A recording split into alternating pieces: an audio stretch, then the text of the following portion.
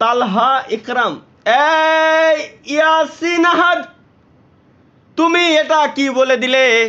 এই লাইভ স্ট্রিমে আসার পর তুমি এমন একটা কথা বললে ভাইয়া, আমার নামের সামনে তুমি এমন একটা শব্দ লাগাইলে যে আমি তোমারে চাইলেও এখন একটা গালি দিতে পারতেছি না। এই ইয়াসিন আহাদ,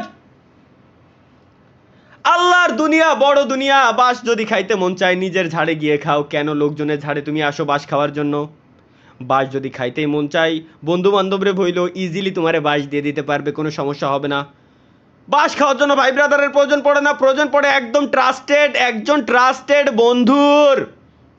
বিশ্বাস যদি তুমি করে থাকো, ট্রাস্টেড বন্ধুর কাছে তুমি যাও, বন্ধুরে তুমি একবার শুধু বলবা যে বন্ধু তুই আমার একটা খালি বাঁশ দিয়ে দেখা, দেখবা যে নগদের উপর তোমার পকেটেতে 500 টাকা মারিয়ে দিয়েছে। এর উপর কি দুনিয়াতে বাস হয়?